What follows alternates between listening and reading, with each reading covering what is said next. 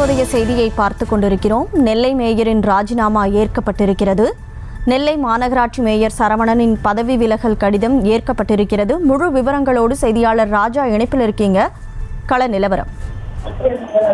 வணக்கம்.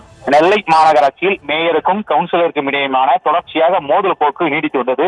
இந்த மோதல் போக்கு மற்றும் உட்கட்சி பூசல் காரணமாக ஆளுங்கட்சியை சேர்ந்த கவுன்சிலர்கள் அனைவருமே மேயருக்கு எதிராக போர்க்கொடி தூக்கி வந்தனர். இந்த மோதல் போக்கானது மேயர் பொறுப்பேற்ற ஒரு சில வாரத்தில் இருந்து கடந்த வாரம் வரை நடந்த மாநகராட்சி கூட்டம் வரை எதிரொலித்து வந்தது.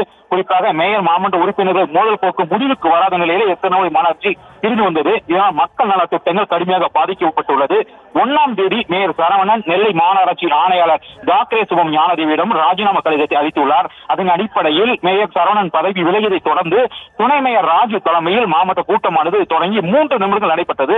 தொடர்ந்து திருநெல்வேலி மாநகராட்சி மேயர் சரவணன் தமிழ்நாடு நகர்ப்புற உள்ளாட்சி அமைப்புகள் சட்டம் 1998 பிரிவு 34 படி மாமன்ற தலைவர் பதவியிலிருந்து விலகுவதாக கடிதம் அளித்திருந்தார். மேற்படி பதவி விலகல் கடிதம் குறித்து மாமன்றத்தின் பார்வைக்கு வைக்கப்பட்டது. மாமன்றத்தின் கூட்டம் விரைவில் அறிவிக்கப்படும் என பொறுப்பு மேயர் ராஜு தெரிவித்தார். அதன் பின் 3 நிமிடங்கள் கூட்டம் முடிவெற்றது. அதன்படி தொடர்ந்து மாநகராட்சி வளாகத்தில் போலீசார் ஏற்கனவே குவிக்கப்பட்டிருந்தது. காவல்துறை உதவி ஆணையர் தலைமையில் போலீசார் பாதுகாப்பு பணியில் ஈடுபட்டு வருகின்றனர். செய்திகளை உடனுக்குடனும் துல்லியமாகவும் தெரிந்து கொள்ள சப்ஸ்கிரைப் பண்ணுங்க.